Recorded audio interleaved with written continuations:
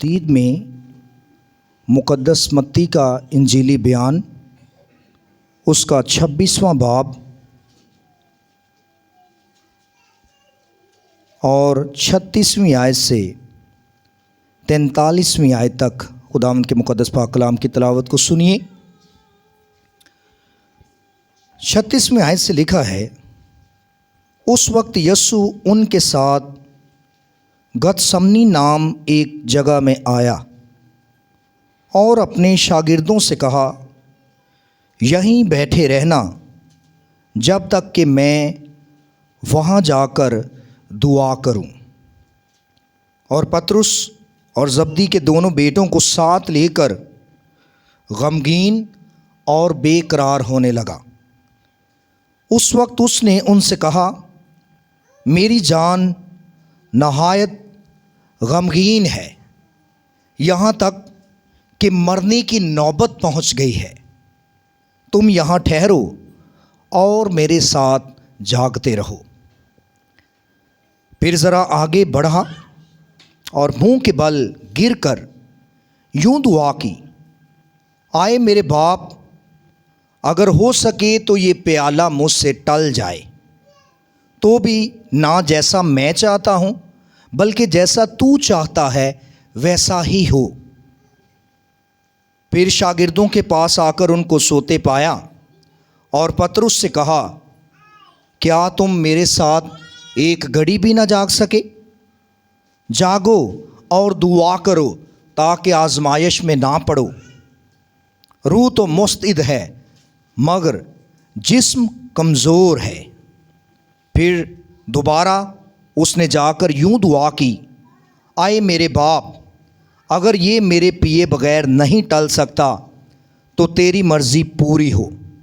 اور آ کر انہیں پھر سوتے پایا کیونکہ ان کی آنکھیں نیند سے بری تھی۔ خدا کے کلام کے پڑھے اور سنے جانے پہ خداوند کی برکت ہو۔ تشریف رکھیے۔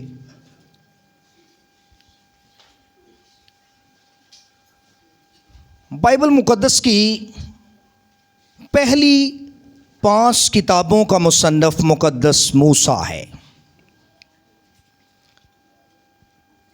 جبکہ نئے عہد نامے کی 5 کتابوں کا مصنف مقدس یوحنا ہے۔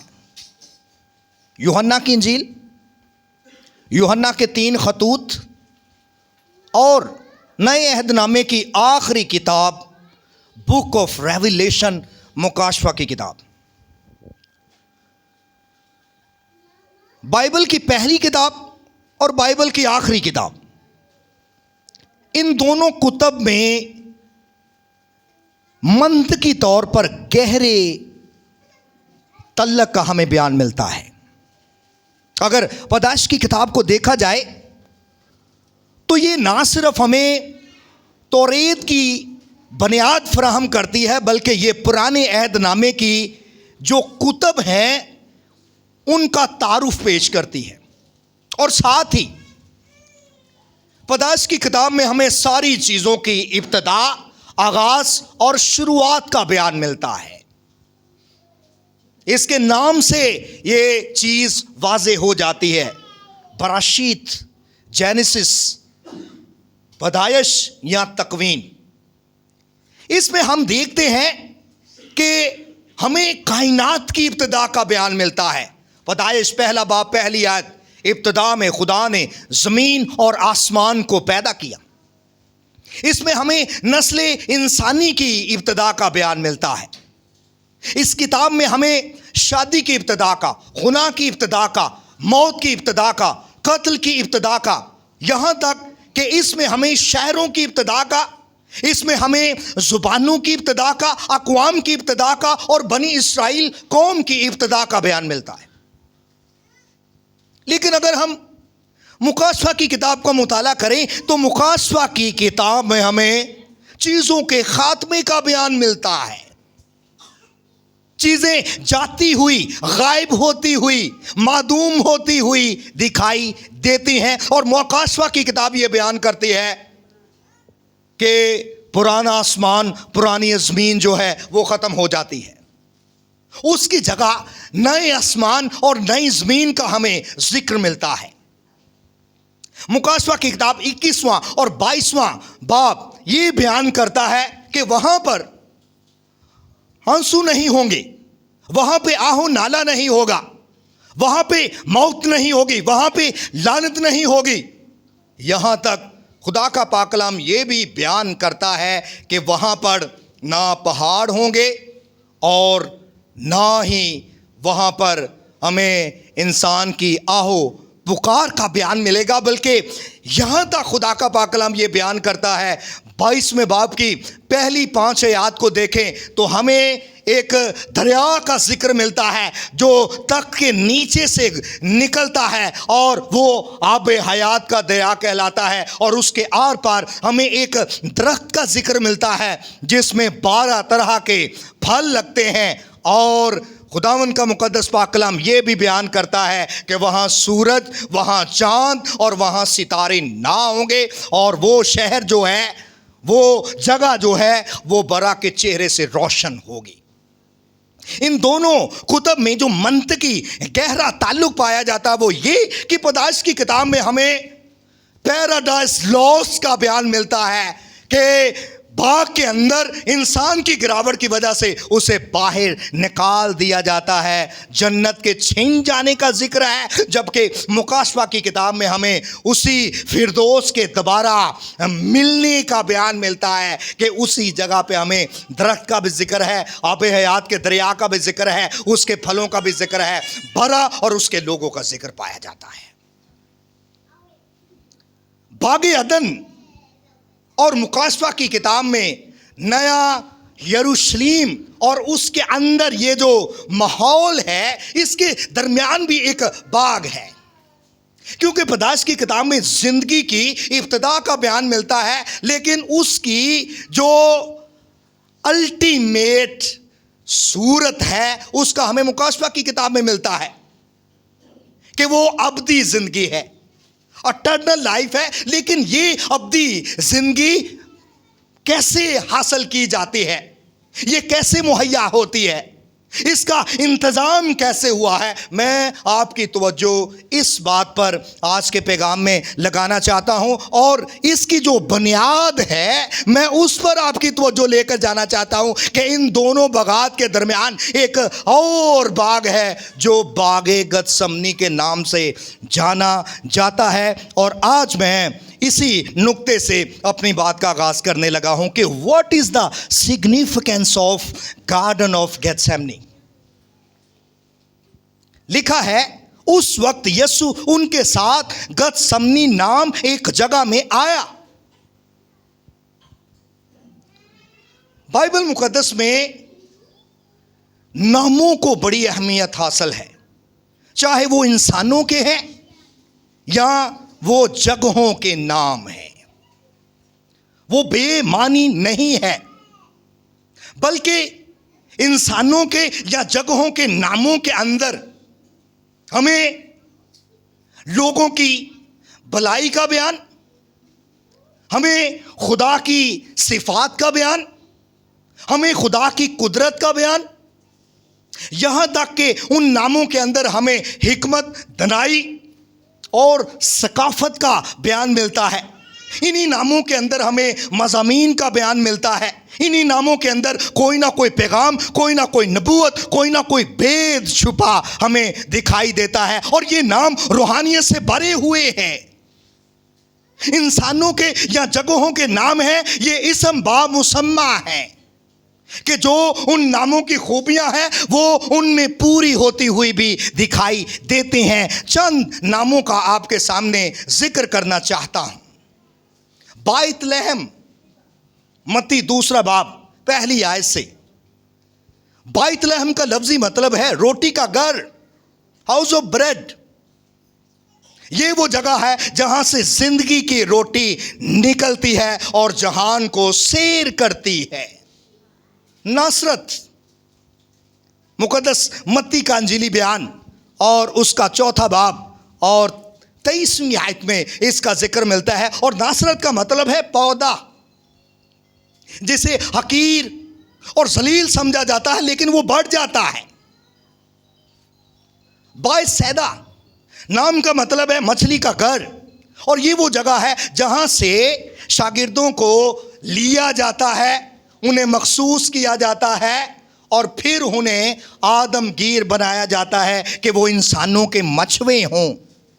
कफरनहूम नाम का मतलब है तसल्ली का घर, और ये वो जगह है जहां खुदावंद यीशु मसीह रहता था। मुकद्दस मत्ती 4 बाब और उसकी 13वीं आयत। बैत हसदा रहम का घर, यूहन्ना 5वां बाब पहली 5 आयत में यहां वो शख्स जो 38 वर्ष से पड़ा हुआ था उसे खुदावंद यीशु मसीह शिफा देता है और अपने रहम का इजहार करता है। गलगत्ता ये वो मुकाम है जहां पर मसीह खुदावंद को मसलूब किया जाता है। मेरे और आपके लिए वो सलीब पर 6 घंटों तक लटकता रहता है और निजात के काम की तकमील करता है। और गलगत्ता का लफ्जी मतलब है लुढ़काना, क्योंकि ये वो जगह है जहां पर जहान के गुनाहों को मसीह खुदावंद ने अपने खून, अपने निजात बख्श कफारे और अपनी मौत से लुढ़का दिया। और आज पढ़े गए मतन में जिस जगह का नाम हमारे सामने आता है वो है गतसमनी।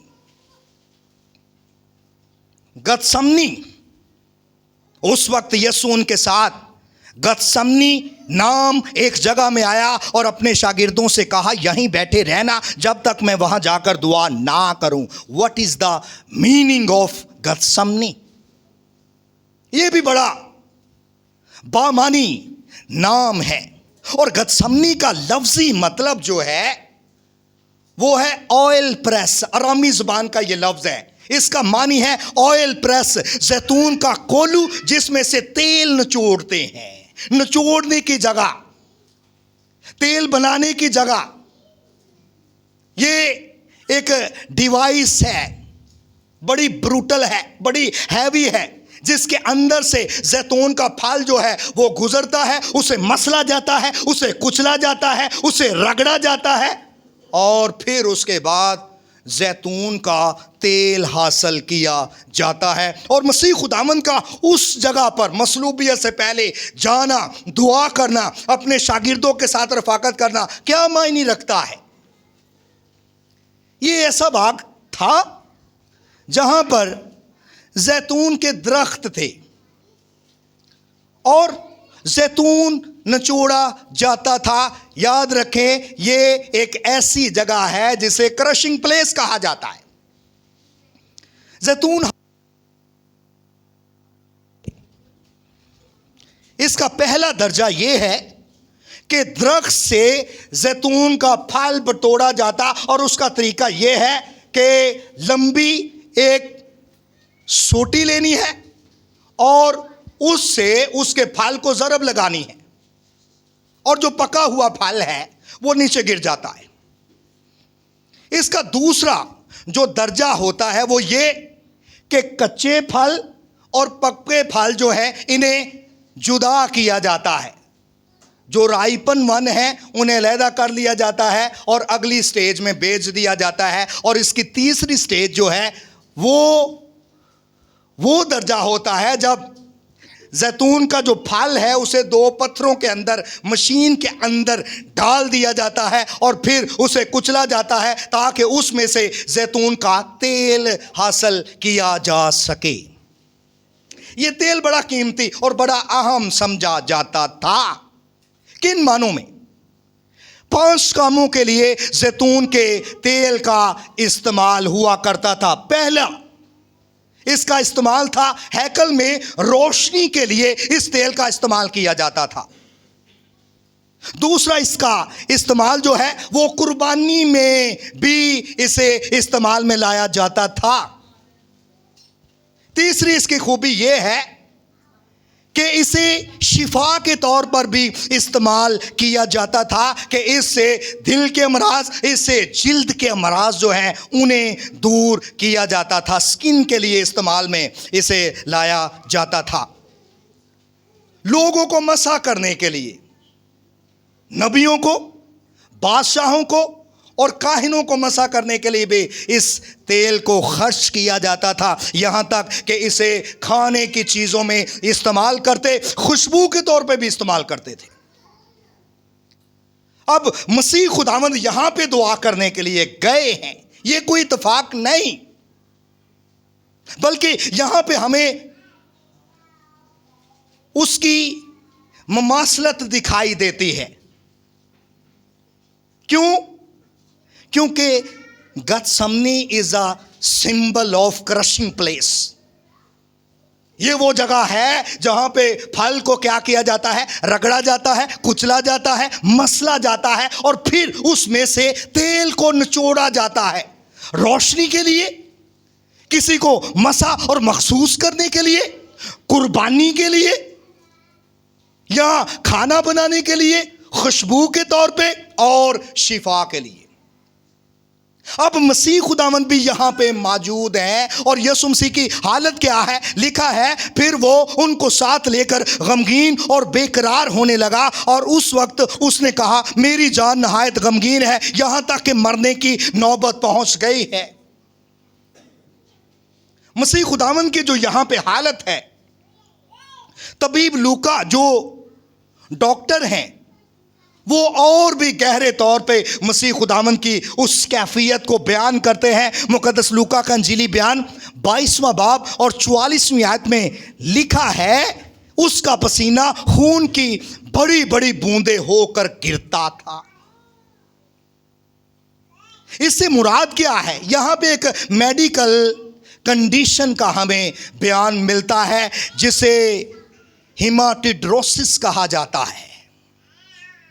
ہیماٹیڈروسس سے کیا مراد ہے؟ اس میں انسان کے بدن کے اندر جو پسینے کی گدودیں ہیں وہ پھٹ جاتی ہیں، اور خون جو ہے وہ پسینے میں شامل ہو جاتا ہے، اور انسان کے چہرے سے، آنکھوں سے اور اس کے ماتھے سے خون رسنا شروع ہو جاتا ہے بوندوں کی صورت میں۔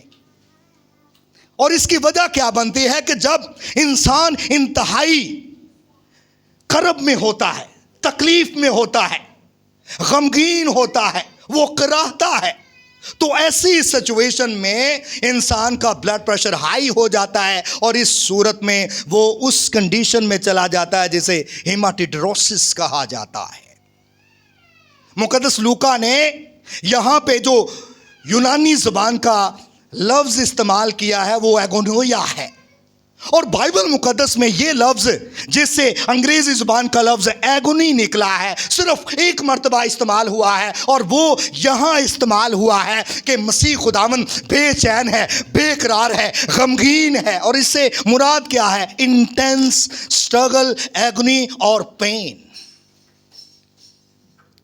ایگنی کے لیے جو اصطلاح استعمال کی جاتی ہے کہ اس سے مراد وہ تناؤ اور وہ دباؤ ہے جو ایک باکسر یا ایک پہلوان میچ سے پہلے اپنے ذہن اور دل اور بدن اور روح کے اوپر محسوس کرتا ہے۔ گتسمنی کے اندر مسیح خداوند بھی ایسی حالت میں ہے۔ اس نے خود اپنی زبان سے اس بات کا اقرار کیا ہے کہ وہ غمگین ہے، وہ بے قرار ہے، اور وہ نہایت غمگین ہے یہاں تک کہ مرنے کی نوبت ہے۔ اور یاد رکھیے کہ یہ جو جان کنی کی حالت ہے یہ اس کی قربانی نہیں ہے، بلکہ یہ وہ جگہ ہے جہاں پہ برا قربان گاہ کے اوپر باندھا جاتا ہے، اور یہ وہ جگہ ہے جہاں پہ خداوند یسوع مسیح کی جو انسانیت ہے، اس کی بشریت جو ہے اسے مروڑا جاتا ہے، اور اس کے پیچھے خدا کا منصوبہ ہے، خدا کی مرضی ہے، خدا کا مشن ہے، کیونکہ یسایہ نبی کا صحیفہ اس کا 53 باب اور اس کی 10ویں آیت میں لکھا ہے خداوند کو پسند آیا کہ اسے کچلے۔ اب یہ کنیکشن واضح ہو جاتا ہے کہ یہ جو گتسمنی ہے، آئل پریس ہے، کولو کو نچوڑنے کی جگہ ہے جہاں پہ ایک کولو ہے، یہاں پہ مسیح خداوند جو ہے اس کی بشریت جو ہے، اس کی انسانیت جو ہے اسے نچوڑا جاتا ہے، اور یہ خدا کو پسند آتا ہے کہ وہ کچلا جائے، اور اس کا خون جو یہاں پہ بہتا ہے یہ اسمال ورژن آف کروسیفیکیشن ہے، کیونکہ خون میں یہ قدرت پائی جاتی ہے کہ خون کی وجہ سے پوری دنیا کا جو اندھیرا ہے اس کا خاتمہ ہوتا ہے۔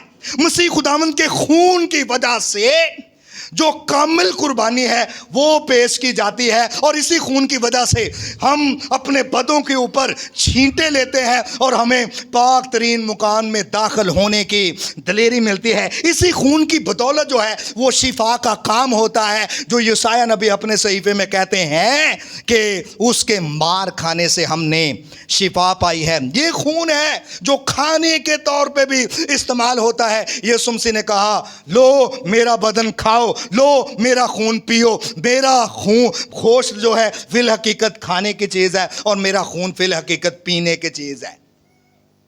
اس کے خون کے باعث بیماریوں کا خاتمہ ہوتا ہے، گناہ کی بیماریاں ان کا خاتمہ ہوتا ہے، جسمانی بیماریاں ان کا خاتمہ ہوتا ہے مسیح کے خون کی وجہ سے۔ جو چیزیں زیتون سے ٹھیک ہو رہی ہیں، جہاں جہاں اس کا استعمال ہے، اب مسیح خداوند یہاں پر گتسمنی میں جسے کولو کہا جاتا ہے وہاں پہ وہ اپنا خون بہاتا ہے، اور اس کا خون جو ہے وہ سارے کام کرتا ہے۔ اس کا خون اندھیرے کو دور کرتا ہے اور اجالے کو، روشنی کو لے کر آتا ہے۔ اس کا خون شفا کا کام کرتا ہے اور بیماریوں کا خاتمہ کرتا ہے۔ اس کا خون پاک ترین میں داخل ہونے کی ہمیں دلیری بخشتا ہے جب ہم اپنے بدنوں کے اوپر لیتے ہیں، اور اس کا خون جو ہے وہ کھانے کے طور پر بھی استعمال کیا جاتا ہے، اور اس کے خون کی خوشبو جو ہے وہ خدا لیتا ہے، اور وہاں پر کامل قربانی کا کام ہو جاتا ہے۔ یہ وہ جگہ ہے جہاں یسوع یہ کہتا ہے کہ مرنے کی نوبت پہنچ چکی ہے، اور وہ 3 مرتبہ دعا کرتا ہے، آئے باپ اگر ہو سکے تو یہ پیالہ مجھ سے ٹل جائے۔ یہاں میں یہ واضح کرنا چاہتا ہوں کہ اس پیالے سے کیا مراد ہے جو خداوند یسوع مسیح ٹلنے کے لیے بار بار خدا سے دعا کرتا ہے۔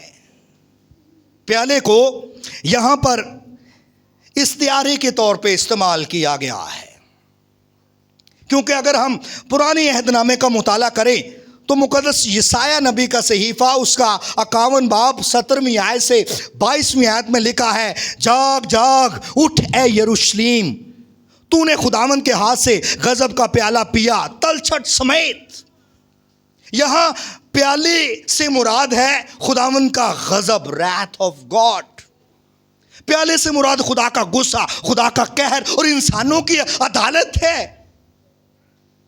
مقدس یرمیہ نبی کا صحیفہ اس کا 25واں باب 15ویں آیت سے 28ویں آیت میں لکھا ہے، چونکہ خداوند اسرائیل کے خدا نے مجھے فرمایا، غضب کی مے کا پیالہ میرے ہاتھ سے لے لے اور ان سب قوموں کو پلا جن کے پاس میں تجھے بھیجتا ہوں۔ یہاں بھی خدا کے غضب کا، خدا کی عدالت کا، خدا کے غصے اور قہر کا بیان ہمیں ملتا ہے۔ اور یاد رہے میرے عزیزو کہ قدیم مشرق وسطیٰ میں کسی کی تقدیر کا فیصلہ اس بات سے ہوتا تھا کہ اسے پیالے میں کیا پیش کیا جا رہا ہے، اور یہاں مسیح خداوند کو معلوم ہے کہ اس کے پیالے کے انگریڈینٹس کیا ہے، کیا کچھ اس کے پیالے میں شامل ہے۔ وہ جانتا ہے کہ اس دعا کے بعد کیا کچھ ہونے والا ہے، کیا کچھ ہوگا، کیونکہ اسی دعا میں وہ بعد میں دیکھتے ہیں کہ ہمیں یہودا اسکریوتی کا ذکر ملتا ہے جو خداوند یسوع مسیح کے ساتھ غداری کرتا ہے اور اسے غلام کی قیمت کے طور پہ بیچ دیتا ہے۔ اس کے شاگرد اسے چھوڑ دیتے ہیں، تتر بتر ہو جاتے ہیں، پراگندہ ہو جاتے ہیں۔ इसी दुआ के बाद मुकद्दस पतरस, सरदार काहन काइफा और हन्ना के सहन में मसीह खुदावंद का 3 मरतबा इनकार करेगा, और बाद में यीशु मसीह 6 पेशियों के लिए भेज दिया जाएगा। सारी रात वो जागता रहेगा, यहाँ तक कि उसके कपड़े जो हैं उनके ऊपर कुरा डाला जाएगा, आंखों के ऊपर पट्टी डाल दी जाएगी, यहाँ तक कि उसके मुंह पर थूका जाएगा, तमाचे मारे जाएंगे, और 9 बजे उसे सलीब पर चढ़ा दिया जाएगा। 6 घंटे वो सलीब पर लटका रहेगा, और यहां मसीह खुदावंद को अपनी मौत दिखाई दे रही है, और उसके अलावा रूहानी मौत, उसके बाप के साथ जो उसकी जुदाई है वो उसे नजर आ रही है कि वो बाप से जुदा होगा। यही वजह है कि वो बेकरार है, वो बेचैन है, वो नहायत गमगीन है, और कहता है कि मरने की नौबत पहुंच गई है। उसके सामने मौत है, उसके सामने बाप के साथ आरज़ी जुदाई है जो कभी भी वाक़ई नहीं हुई है। इसी कश्मकश में वो बाप से 3 मरतबा दुआ करता है, हो सके तो ये प्याला मुझसे टल जाए। यहां एक बड़ी गहरी बात का हमें बयान मिलता है कि मसीह खुदावंद में 2 मर्जियों का हमें बयान मिलता है। चूंकि वो कामिल खुदा था और कामिल इंसान था, और उसमें अलाही मर्जी भी पाई जाती है और इंसानी मर्जी, बशरी मर्जी का भी इजहार मिलता है। और ये वाहिद मौका है जहां पे हमें खुदा और उसके बेटे के दरमियान टेंशन का बयान मिलता है, अ tension between his will and God's will. कभी ऐसा नहीं हुआ, क्योंकि बाइबल मुकद्दस मसीह खुदावंद और खुदा बाप के दरमियान 5 तरह की जो रफाकत है उसका बयान करती है। अज़ली व अब्दी रफाकत है, जलाली रफाकत है, अलाही कुदरत की रफाकत है, अलाही तहफ़्फ़ुज़ की रफाकत है, यहाँ तक कि अलाही मर्जी की रफाकत है। मसीह खुदावंद शुरू से कबल अज़ तजस्सुम अगर देखा जाए तो बाप और बेटे में हमें अलाही मर्जी की रफाकत का बयान मिलता है। यहाँ तक कि यीशु मसीह ने जब इंसानियत को अपनाया है, वो जिस्म लेता है, वो मुजस्सम होता है, तो वो पैदाइश से गसमनी तक अगर देखा जाए तो हमें अलाही मर्जी में इत्तेहाद पाया जाता है। यीशु मसीह ने खुद यूहन्ना 4 बाब की 34वीं आयत में कहा है, मेरा खाना ये है कि मैं अपने भेजने वाले की मर्जी को पूरा करूं। उसका ओढ़ना, उसका बछोना, उसका उठना, उसका बैठना, उसका चलना, यहां तक कि उसका खाना पीना खुदा की मर्जी को पूरा करना है। ये वो वाहिद जगह है जहां पे हमें tension between his will and God's will का बयान मिलता है कि वो ये कहता है, हो सके तो ये प्याला मुझसे टल जाए। लेकिन यहां एक और भी बात वाज़े हो जाती है कि मसीह खुदावंद कहता है कि निजात की अगर कोई और तस्वीर है, कोई और जरिया है, कोई और वसीला है जिसके वसीला से ये मिशन, ये काम पूरा हो सकता है, तो किया जाए। अगर ऐसा मुमकिन है, यीशु सारी जिंदगी सलीब के साए में गुजार देता है, वो जन्म ही मरने के लिए लेता है, वो सारी जिंदगी मरने की तैयारी करता है, और यहां वो उस प्याले को मद्देनजर रखता है, गुनाह के बायस जो मौत है उसको मद्देनजर रखता है, और गुनाह के बायस जो बाप और बेटे में आर्जी जुदाई है उसको मद्देनजर रखता है, और कहता है अगर हो सके तो। इससे ये बात वाज़े है, अगर ये मेरे पिए बगैर नहीं मुमकिन तो मैं चाहता हूं कि तेरी मर्जी पूरी हो, ना कि मेरी। मसीह खुदावंद के अलावा निजात का कोई और वसीला है ही नहीं है, कोई और राह, कोई और ऑप्शन, कोई और गुंजाइश ही नहीं बचती ضرور ہے کہ مسیح خداوند اپنے آپ کو پیش کرے، ضرور ہے کہ مسیح خداوند اپنے بدن کو پیش کرے، ضرور ہے صلیب پر جائے، ضرور ہے جان دے، ضرور ہے خون بہائے، اس کے بغیر کوئی اور وسیلہ نہیں ہے، اور یہ واحد نجات کا وسیلہ ہے۔ یسوع مسیح نے خود کہا راہ، حق اور زندگی میں ہوں، اور مقدس پطرس نے کہا آسمان کے تلے اور زمین پر کوئی دوسرا نام نہیں بخشا گیا جس کے وسیلے سے نجات ہو۔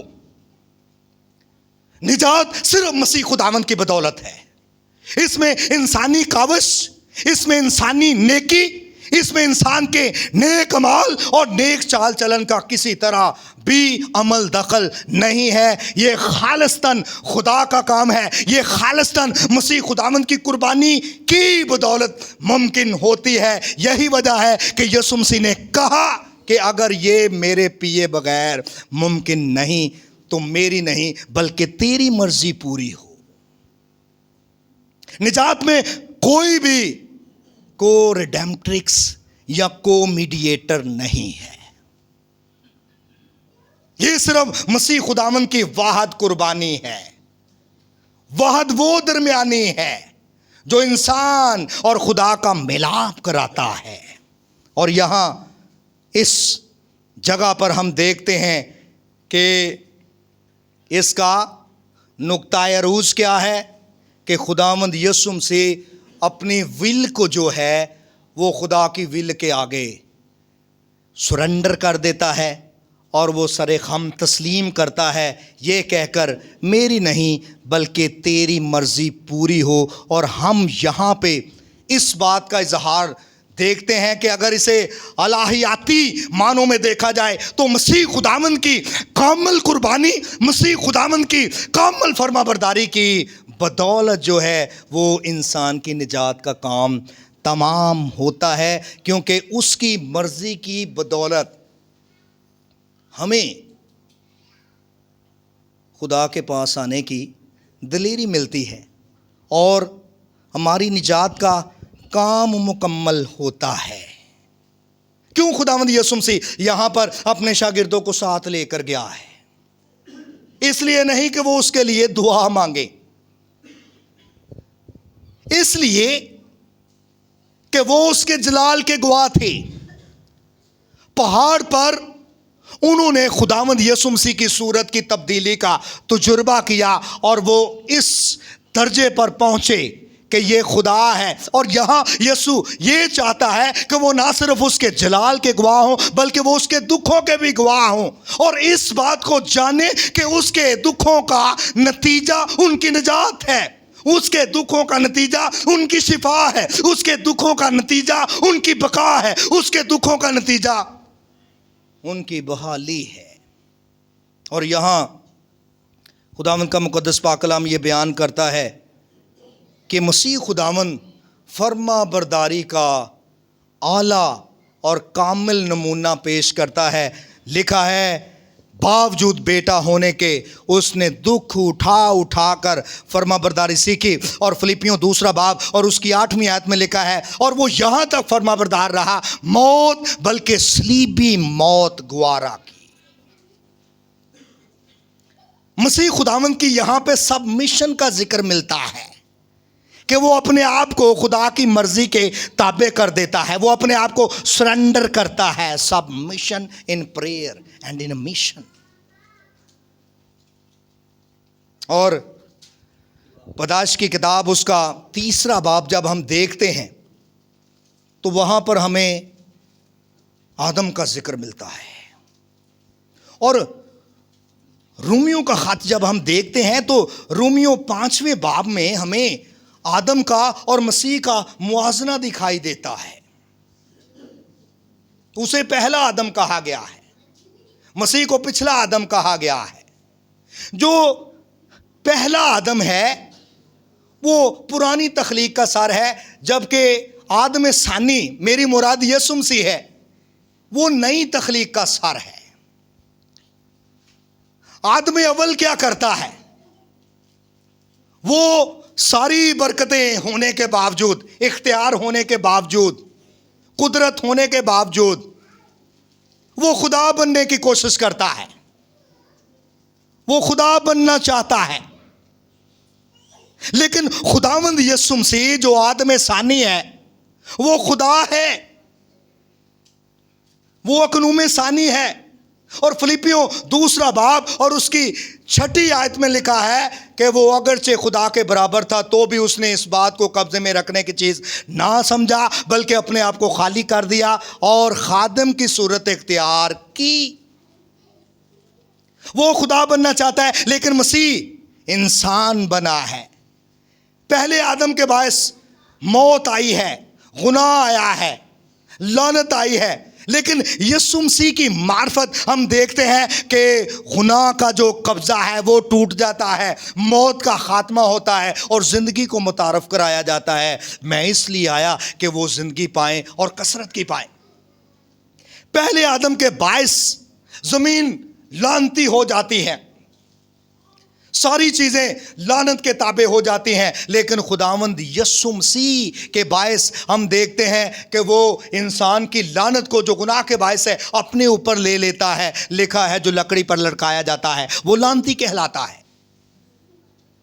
پہلے آدم کے گناہ کے باعث خدا نے کہا کہ تو خون اور پسینے کی روٹی کھائے گا، لیکن یسوع مسیح کی معرفت ہم دیکھتے ہیں کہ وہ خود بھی خون اور پسینہ بہاتا ہوا دکھائی دیتا ہے، بلکہ اس نے اپنے بدن کو روٹی کے طور پہ اور اس نے اپنے خون کو جو ہے وہ شیرے کے طور پہ پیش کر دیا، اور وہ کہتا ہے میرا بدن فی الحقیقت کھانے کی چیز ہے اور میرا خون فی الحقیقت پینے کی چیز ہے۔ پہلے آدم کے باعث ہم دیکھتے ہیں زمین اونٹ اور کٹارے اگاتی ہے، لیکن آدم ثانی یسوع مسیح جو ہے وہ وہی کانٹے لیتا ہے اور اس کے سر پر تاج بنا کر پہنا دیے جاتے ہیں۔ یہاں ہم ایک بات کو دیکھ رہے ہیں اور وہ یہ کہ جو کچھ آدم کے گناہ کے باعث ہے وہ مسیح خداوند اپنے اوپر لے رہا ہے، چاہے وہ کانٹے ہیں، چاہے وہ لعنت ہے، چاہے وہ گناہ کے اثرات ہے، چاہے وہ دکھ ہے، چاہے وہ درد ہے، وہ ساری چیزیں مسیح خداوند اپنے اوپر لیتا ہے۔ اور پہلا آدم جو ہے اس کے پاس فری ول تھی، اس کے پاس آزاد مرضی تھی۔ خدا نے کہا زندگی کا درخت بھی ہے اور نیک و بد کی پہچان کا بھی درخت ہے۔ خدا منع کرتا ہے کہ تو جو باغ کے بیچ میں درخت ہے فوربیڈن ٹری، اس میں ہاتھ نہ ڈالنا، اس کا پھل نہ کھانا، لیکن اس نے اسی ممنوع شجر میں پھل کو کھایا اور اپنی مرضی کو خدا کی مرضی پر ترجیح دی ہے، اور یہاں سے ساری لعنتیں، بیماریاں، یہاں سے دکھ مصائب، یہاں سے خون پسینے، یہاں سے ہمیں موت کا ذکر ملتا ہے جو پوری دنیا کو، جو پوری کائنات کو اپنی لپیٹ میں لے لیتی ہے۔ لیکن جب ہم باغ گتسمنی کی بات کرتے ہیں تو یہاں پہ ساری چیزیں ریسٹور ہوتی ہوئی دکھائی دیتی ہیں کہ یسوع مسیح کیا کرتا ہے، جو کچھ آدم کی معرفت باغ عدن میں برپا ہوا وہ ساری چیزوں کو اپنے اوپر لیتا ہے۔ باغ عدن میں ہمیں آدم ننگا ہوتا ہوا دکھائی دیتا ہے، لیکن صلیب پر خداوند یسوع ہمیں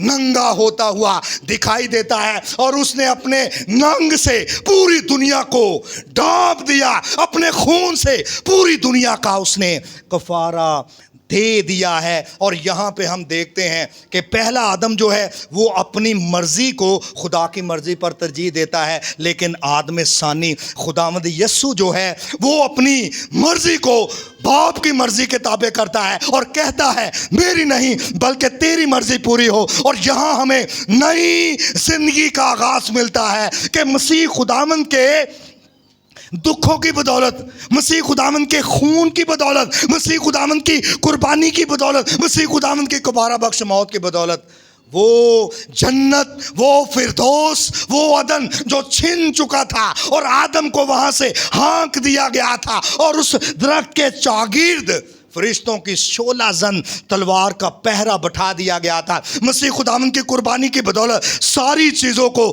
دوبارہ سے بحال کر دیا گیا، اور مکاشفہ کی کتاب اور اس کے 22ویں باب میں ہمیں اس بات کا بیان ملتا ہے کہ مسیح خداوند کے خون اور اس کی موت اور اس کے جی اٹھنے کی بدولت ساری چیزیں دوبارہ سے بحال ہو جاتی ہیں۔ لکھا ہے وہاں پر لعنت نہ ہوگی، وہاں پر گناہ نہ ہوگا، وہاں پر آہو نالا نہ ہوگا، وہاں پہ موت نہ ہوگی، وہاں پہ آب حیات کا دریا بہتا ہوا ہمیں دکھائی دیتا ہے، اور وہاں پہ زندگی کا درخت ہے جس میں 12 طرح کے پھل لگتے ہیں، وہاں پر برا ہے اور اس کے لوگ ہیں، اور یہ ساری چیزیں کس کی بدولت بحال ہوتی ہوئی دکھائی دیتے ہیں؟ یہ خداوند یسوع ہے۔ باغ عدن میں زندگی کا آغاز دکھائی دیتا ہے، لیکن باغ گتسمنی میں ہمیں نئی زندگی کا آغاز ہوتا ہوا نظر آتا ہے، لیکن اس کی الٹیمیٹ جو شکل ہے وہ ہمیں مکاشفہ 22 باب میں دکھائی دیتی ہے۔ باغ گتسمنی مجھے اور آپ کو کیا چیلنج کرتا ہے؟ پہلی بات، خداوند یسوع مسیح دعا میں اپنے آپ کو تابع کرتا ہے، سبمیشن۔ وہ اپنی مرضی کو خدا کے کیا کر دیتا ہے؟ میری نہیں بلکہ تیری مرضی پوری ہو۔ ضروری نہیں کہ ہر ایک ہماری دعا کا جواب ہاں میں آئے۔ کتنے لوگ ہیں جو ابھی تک خدا کی مرضی کے اپنے آپ کو تابع نہیں کر رہے، بلکہ بہت زیادہ ایسے بھگت ہیں خدا دے بڑے لاڈلے جڑے جی نو آندے نے میں جنی دیر تک گل منا نہ لاں میں انی دیر تک اٹھدے نہیں ہے خدا دے زور۔ 3 دن دا روزہ رکھنا ہے، پھر کندھاں نو ہاتھ پا کے ٹرنا ہے، گل منانی ہے، انج ہونا ہے۔ خدا کی مرضی ہے بھی یا نہیں؟ پالوس رسول 3 مرتبہ دعا کرتا ہے میرے بدن سے کانٹا نکال دے۔ خدا نے اس کے بدن سے کانٹے کو دور ہے نہیں کیا، بلکہ کہا ہے میرے لیے تیرا فضل کافی ہے۔ بعض اوقات خدا ہماری دعاؤں کا جواب نہ میں دیتا ہے، دعا کا یہ بھی جواب ہے جو نہ کی صورت میں ہے، میں اسے قبول کرنے کے لیے تیار نہیں۔ اور بہت زیادہ لوگ بھی ایسے بھی ہیں جو ہمیں خدا سے ریسلنگ کرتے ہوئے دکھائی دے رہے ہیں کہ میں گل منا کے چھڈنی۔ یسوع مسیح جو یہاں پہ سرنڈر کر رہا ہے، یہاں پہ اس کی سبمیشن کا بیان ملتا ہے، وہ میرے اور آپ کے لیے نمونہ ہے، کامل نمونہ، پیٹرن ہے۔ ہم نے مسیح خداوند کو فالو کرنا ہے۔ اور دوسرا سبق میرے لیے اور آپ کے لیے یہ نکلتا ہے اوبیڈینس، فرما برداری۔ مسیح خداوند کی یہاں ہمیں فرما برداری کا بیان ملتا ہے، باوجود بیٹا ہونے کے اس نے دکھ اٹھا کر فرما برداری سیکھی۔ اور فلیپیوں 2 باب 8ویں آیت میں لکھا ہے یہاں تک فرما بردار رہا، موت بلکہ صلیبی موت گوارا کی۔ کیا میں اس لیول پر خدا کی بات مان رہا ہوں کہ نہیں؟ اور تیسرا نقطہ میرے اور آپ کے لیے یہ نکلتا ہے، حالات کتنے بھی کٹھن ہوں، پریشانی، مسائل، مصائب کتنے بھی بڑے کیوں نہ ہوں، وہ بے قرار ہے، وہ غمگین ہے، وہ کہتا ہے موت تک نوبت پہنچ چکی ہے، لیکن وہ خدا کے قدموں میں ہمیں گرتا ہوا دکھائی دیتا ہے، دعا کرتا ہوا دکھائی دیتا ہے۔ اس کا پسینہ اور اس کا خون ہمیں زمین پر ٹپکتا ہوا دکھائی دیتا ہے، اور یہاں ہمیں مسیح خداوند کا ٹرسٹ ان فادر، اس کا بیان ملتا ہے کہ وہ مسیح خداوند جو ہے وہ باپ پر بھروسہ کرتا ہے کہ وہ اسے سنبھالے، وہ اسے قوت دے۔ اور کلام میں لکھا ہے کہ ایک فرشتہ آسمان پر اسے تقویت دے رہا تھا۔ اگر آپ خدا پر بھروسہ کرتے ہیں تو پھر آپ خدا کی مدد کا آپ خدا کی حفاظت کا، آپ خدا کی پروردگاری کا تجربہ کریں گے۔ وہ بیابان میں خدا پر بھروسہ کرتا ہے اور شیطان کی باتوں میں نہیں آتا، بلکہ اپنی مرضی کو باپ کے تابع کرتا ہے، تو لکھا ہے فرشتے آ کر اس کی خدمت کرتے ہیں۔ یہاں وہ اپنی مرضی کو باپ کے تابع کرتا ہے تو لکھا ہے ایک فرشتہ آسمان پر اسے تقویت دیتا تھا۔